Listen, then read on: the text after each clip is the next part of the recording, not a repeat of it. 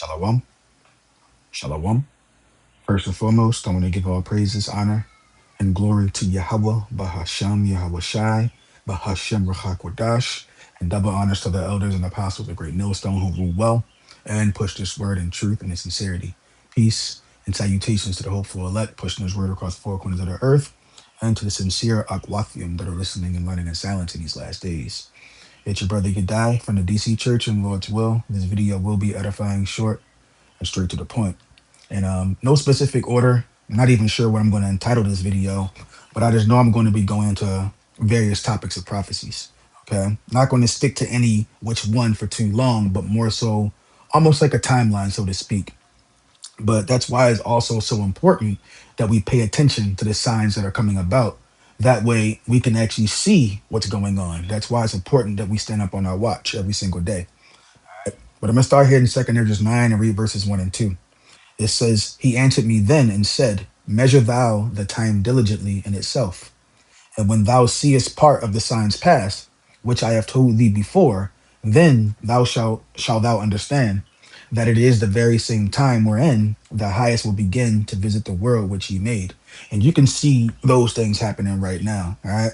But as I mentioned when I talked about the mark of the beast, Jacob's trouble, world war, the return of Yahweh Shai, so forth and so on, in order for the mark to be established, there has to first be a system that can run it. Now, that system is already up and running now. And it's been up and running ever since the Renaissance era, which just goes back into the Greek and the Roman being revitalized, their culture, their ways, their philosophies, so forth and so on. And where do you see that nowadays? Right here in America. Okay. So I want to get here in Daniel 7 and read verse 23. And it says, Thus he said, the fourth beast shall be the fourth kingdom upon the earth. And that's talking about the Roman Empire, which shall be diverse from all kingdoms and shall devour the whole earth and shall tread it down and break it in pieces. So again, that fourth beast is known as the Roman Empire. Now I want to get that because it is America that mirrors that same exact empire mixed with the Greeks, but also the Romans. Again, that's why I started talking about it in the 1600s. That's what the Renaissance era was about. Okay, that devil has been loosed out of his prison, and now he's here to ravage the earth. Okay, and again, you can see it in the structure of the cities, the names, the philosophies, their way of life, their culture, so forth and so on. All right. Now, when it comes down to that mark, this is what he's trying to establish. Revelation 13, Marie 16, and 17. I'm gonna just read down to the end. And it says, And he causeth all, both small and great, rich and poor, free and bond to receive a mark in their right hand or in their foreheads, and that no man might buy or sell, save he that had the mark, or the name of the beast, or the number of his name. Here is wisdom. Let him that hath understanding count the number of the beast, for it is the number of a man, and he is and his number is 600 threescore and six. Again, when you read this, those who have understanding knows that this is the RFID microchip that is now being distributed in some places. If you can look it up now, not mandated, but eventually will be. Okay. Now, this beast system is the system that will run this chip. Hence, why things are going digital. You see a whole lot of AI infrastructure that's going on, the CBDCs, so forth and so on. All right. Now, this system is going to be able to control all economics, and it's going to govern the whole world. Noah Yuval Harari, what did he say? AI is going to take control of anything that has text, has words. Okay, so AI is going to be the new quote unquote God that's going to come about, right? That's going to govern the world. Okay, again, when this chip does come out, people are going to be coerced, just like it says right here in Revelation 16, 13 and 16. They're going to be coerced, imply to buy and sell, right? Meaning there's going to be certain necessities that you feel like you're going to need in life that's going to be taken away from you. And the only way you're going to retrieve those things back is if you take his mark. Now, those who rely on Yahweh Bashim Yahweh Shai to be delivered from said perils are going to be good anyway. Okay? But those who actually rely on Esau, those are going to be people that's going to get the worst of it, so to speak. All right. So reading these things, understand that this is the grip tightening. Okay. And when I say that grip is tightening, it's just Esau is trying to gain more control. Okay. So the squeeze is getting put on, but that's also a sign before judgment comes. Now, I brought up the AI infrastructure, and I want to pull up what I got here on Google, just a quick AI overview. And I was just asking just about the data centers being built up because I was listening to something and it talked about the AI. Would say the AI infrastructure that's being set up in this world is going to be the size of 400 football fields. Now, I got it wrong completely. It is not 400. It said it vastly exceeds 400 football fields. If you just look at how big one football field is, that's already big enough for an establishment to be set up.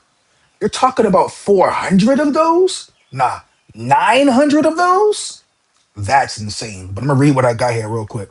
It says the most notable example that fit the description of an arms race to build massive AI infrastructure is Stargate AI project in Texas, which is being constructed on over 1,000 acres of land. Is that vastly exceeds 400 football fields. So I just heard the number wrong. It says, here are the key details based on current AI data center trends. So Stargate AI data center, which is currently being built in Texas, this project involving OpenAI, Microsoft, and others involves a 4 million square foot complex and is part of a massive multi location AI infrastructure effort projected to reach $500 billion in investment. Only one. They also have Vantage data centers in Texas. Vantage is building a 25 billion AI campus in rural Texas that is reported to be the size of 900 football fields. Now, when you just try to imagine the size of these things and imagine the amount of resources are going to be needed to have these things run and maintain. Now, when you see them gathering all the resources, trying to monopolize from the whole world, now you see why they're doing it. Okay.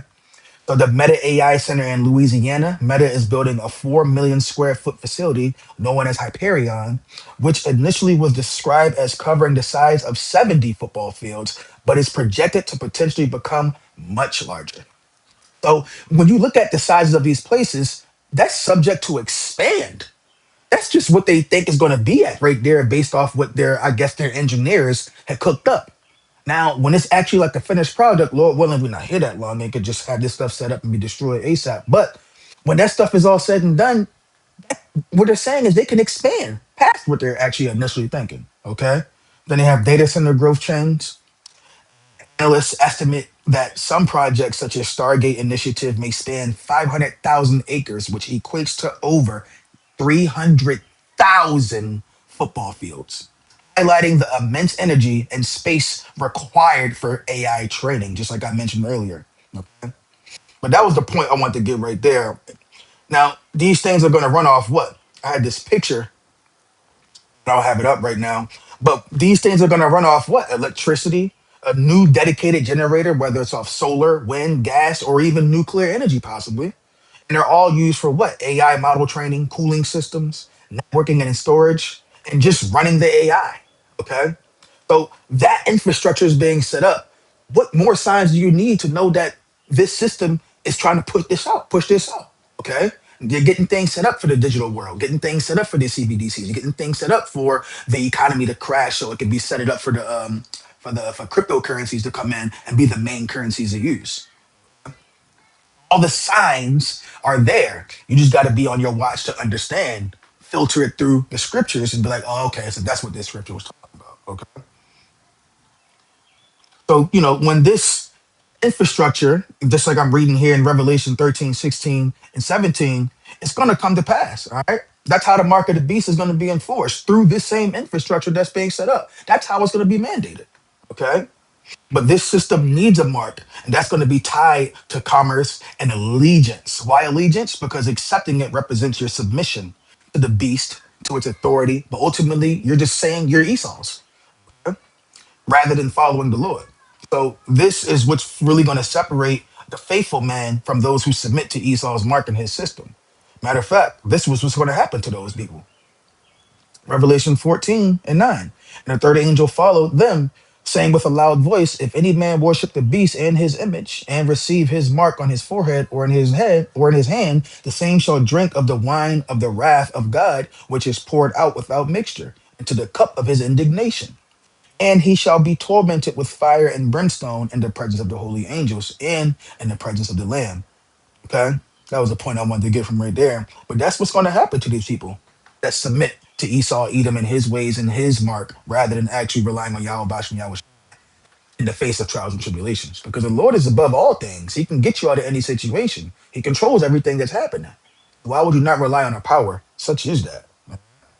But what is that all going to bring? Because you see the markets coming about. You see all the trials and tribulations going to come about, okay? And you see the things that they're going to do to try to bring these things about. Okay, well, what did I mention earlier that we're experiencing even now, but only going to get worse? About Jacob's trouble. When I get Jeremiah 30 and 7, it says, Alas, for that day is great, so that none is like it. It is even the time of Jacob's trouble.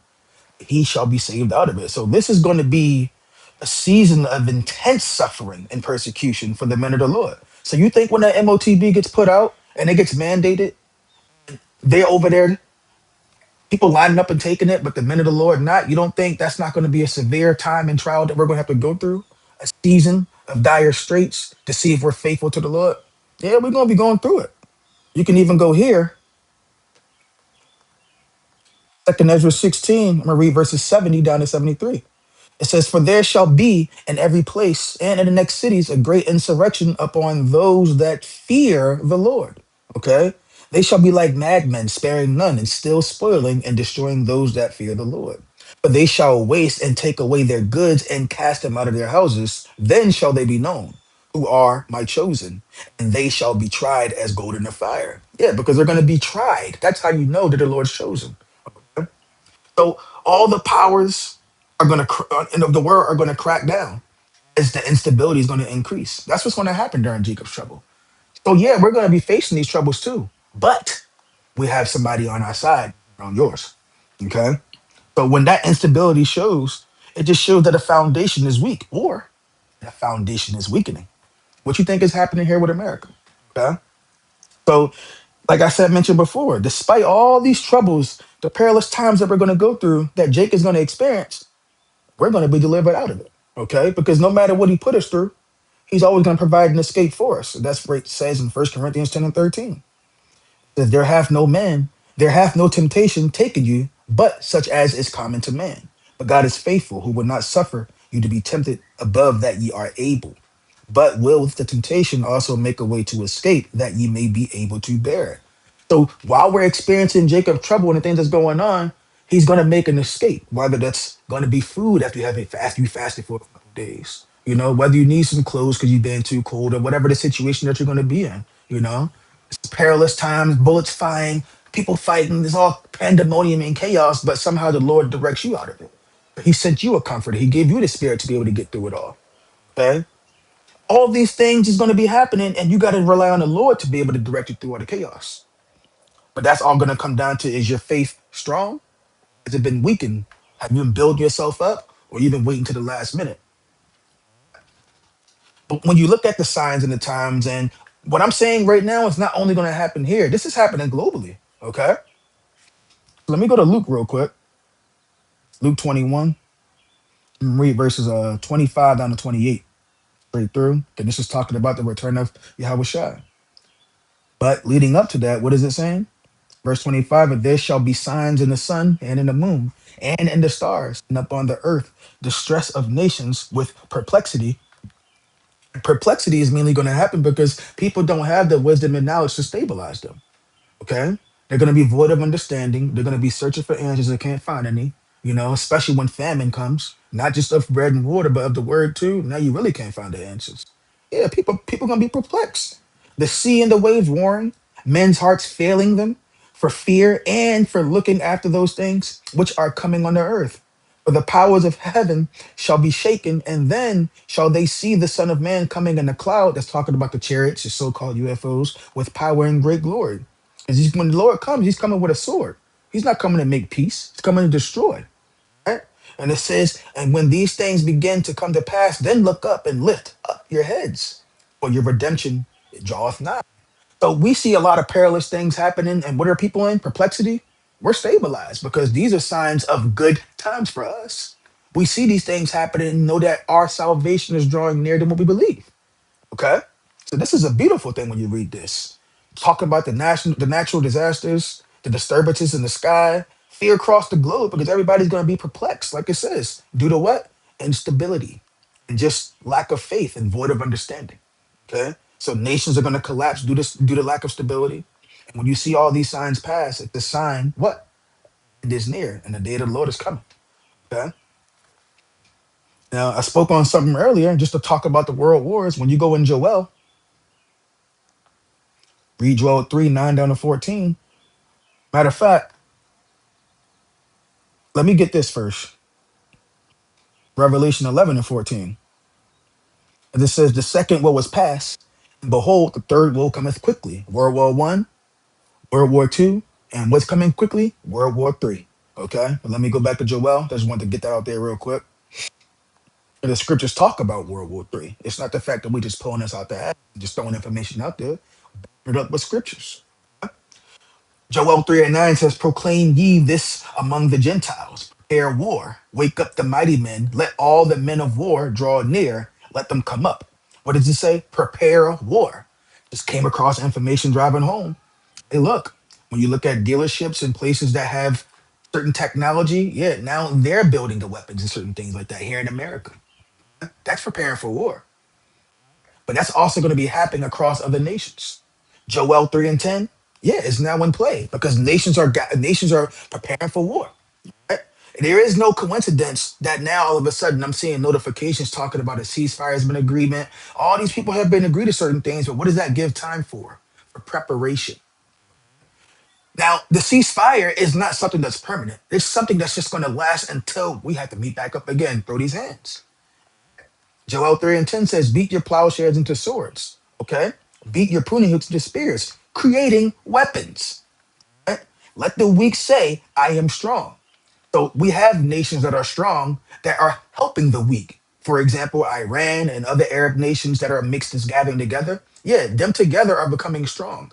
But because they have strong nations being a guardian to them, like it says in Ezekiel 38, with Russia and China helping Iran with weapons and things like that, yeah, that's the reason why the weak can say now they're strong.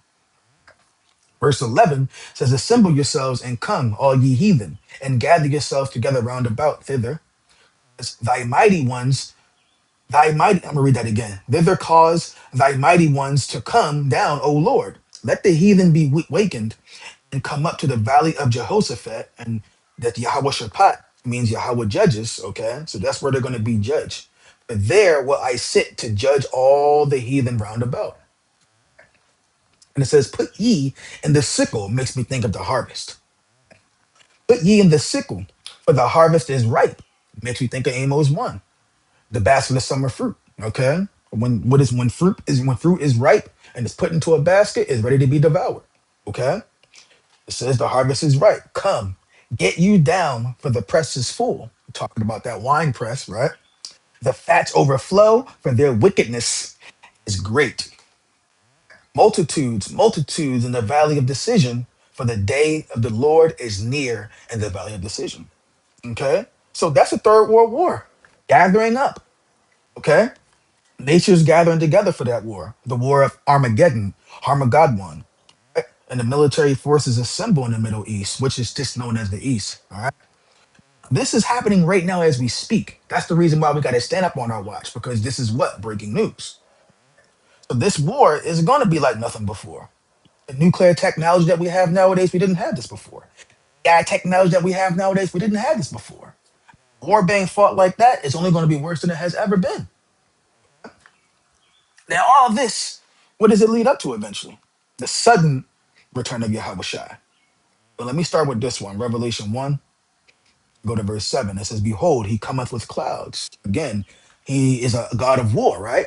He's gonna be the, the God of hosts, armies. That's what host is. Okay, so when you're coming with clouds, you're coming with multiple of those UFOs, you have multiple of those chariots. Right?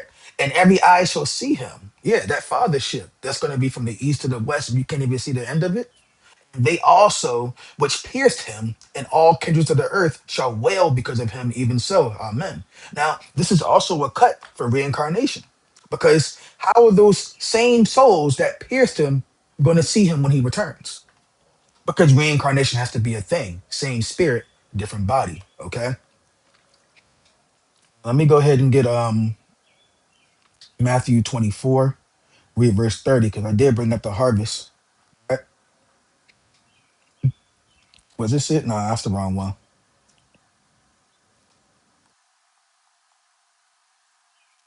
Not what I was going to anyway. But let me get Matthew 24 and 30. Actually, I'm going to start from 29. The glorious return. It says, immediately after the tribulation of those days, shall the sun be darkened, and the moon shall not give her light, and the stars shall fall from heaven, and the powers of the heavens shall be shaken. And then shall appear the son of the sign of the Son of Man in heaven, and then shall all the tribes of the earth mourn, and they shall see the Son of Man coming in the clouds of heaven with power and great glory. Okay, so when Yahushua appears in the heavens with power and great glory, it's going to interrupt all the chaos of this world, and it's going to shock all these nations. That's the reason why the nations are going to try to come together and eventually go at Yahushua. The whole world is going to witness this, but guess what? To no avail. They're not going to succeed. Right? But the Lord is going to have the spirit upon these people to try anyway. I want to mention the word sudden for a reason, because when you look at Sirach 5 and 7, what does it say? Make no tarrying. Tarrying, you're just putting it off. Okay? So it says, make no tarrying to turn to the Lord, and put not off from day to day. For suddenly shall the wrath of the Lord come forth, and in thy security thou shalt be destroyed and perish vengeance. So when I look at that word sudden, that's the reason why I want to point this out, because you want to stay on your P's and Q's, because you don't know when that day is. The Lord said he has an appointed time, but he didn't tell you what that time was. So you want to make sure you stay ready. That way you don't have to get ready. But ultimately, when he returns, what is that going to be? Destruction and judgment of the wicked. Okay. Let me go here and get Second Peter, because I like to pair these together. Sirach 5 and 7 and Second Peter 3 and 10.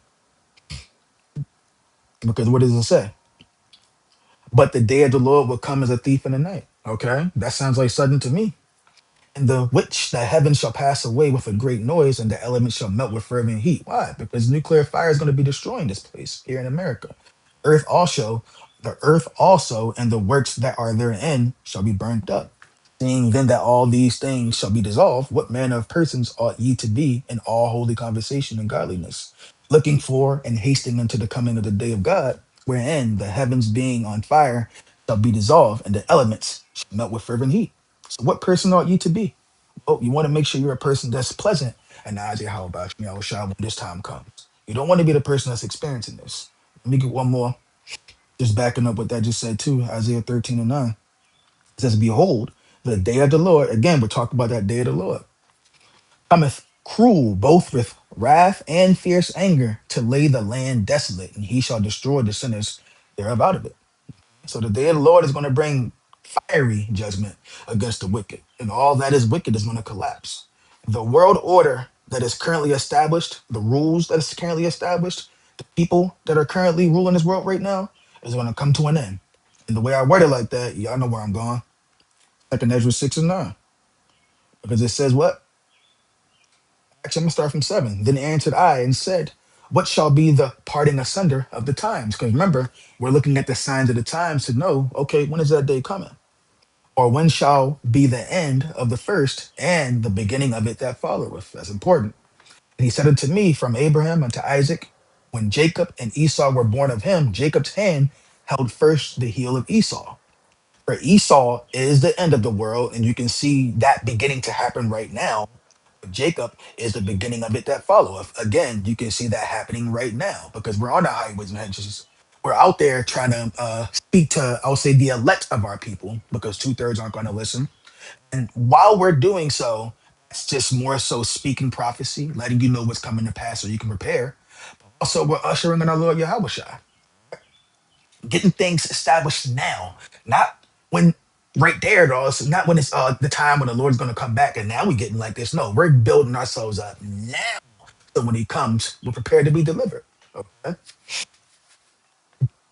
Now, while the destruction is happening, what's going to be happening? Is the deliverance of the faithful. Because deliverance, salvation, and destruction will go hand in hand. Let me go ahead and get First Thessalonians. I'm gonna need a few more and I'm gonna close out. Hopefully I wasn't all over the place. Just made the point. Again, we're just more so going to prophecies and giving a couple breakdowns on each one that I'm bringing out. But First Thessalonians 4, verses 16 and 17, it says, for the Lord himself shall descend from heaven with a shout, with the noise of the archangel, no archangel, and with the trump of God, and the dead and Hamashiach shall rise first. Then we which are alive and remain shall be caught up together with them in the clouds to meet the Lord in the air. And so shall we ever be with the Lord. Wherefore, comfort one another with these words. Okay, so the righteous are going to be gathered to the Lord as appearing. First, those who died, not in their sins, but in righteousness, and worshiping Yahweh Hashem, Yahweh Shai to their best ability, giving their bodies a living sacrifice. Yeah, they're going to get raised up first and called up. And those that actually survive are going to be following along right afterwards. Okay? Hearing these things, the hearing that this is what our salvation is going to be like, it lets you know that the righteous is still going to go through stuff, okay?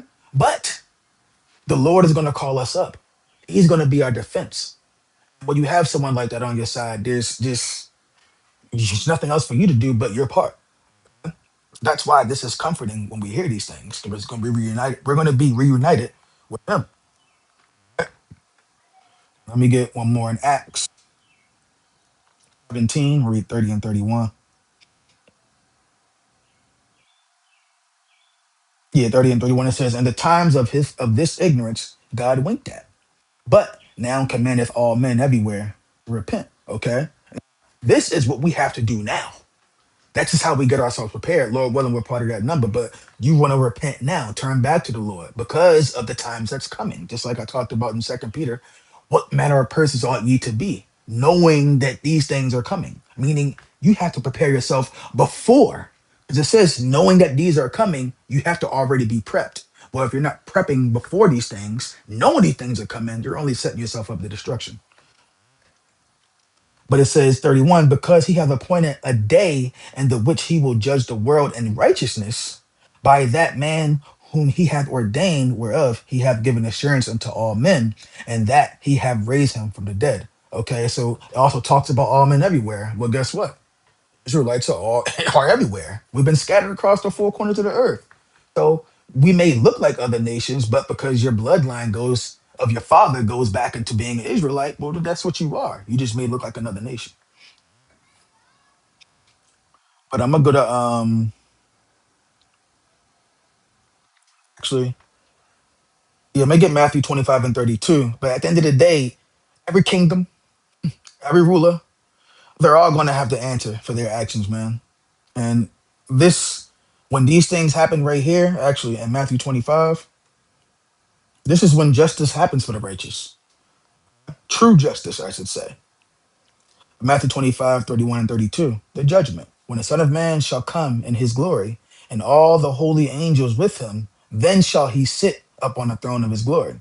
Before him shall he gather, and before him shall be gathered all nations, and he shall separate them one from another, as the shepherd divideth his sheep from the goats. So the Lord is going to judge all the nations according to their deeds. Everybody that has certain actions that went against the apple of his eye, yeah, they're gonna have to answer to that. Okay. Everybody that participated in the oppression of us, the Negroes, you Hispanics, Native Americans, the West Indians, yeah, y'all gonna have to pay for that. It's gonna have to be a recompense. Y'all have to get payback. Okay. And again, like I said before, when this happens, when the judgment happens, when the harvest happens, when the wicked are destroyed, yeah, that's when we finally get our justice. When that's executed on the wicked. But hopefully, I wasn't all over the place. It made sense. Again, I was just going through various topics and prophecies, more so going to the mark of the beast. That's your RFID microchip. Jacob's trouble. We're experiencing even a little bit of it now, but it's only going to get worse as time. World War III, showing you how World War I and II even talks about in the scriptures, but three is that third world is coming quickly. And even just the return of Yahweh Shai and what manner of persons ought we to be, knowing that Yahweh Shai is coming with destruction. But that's it. Again, hopefully this made sense. Hopefully, brothers was edified. Again, I want to give all praises, honor, and glory to Yahweh Bahasham Rachakwadash, and then give double honors to the elders and apostles, a great millstone who rule well and push this work in truth and sincerity. Next one, Shalom.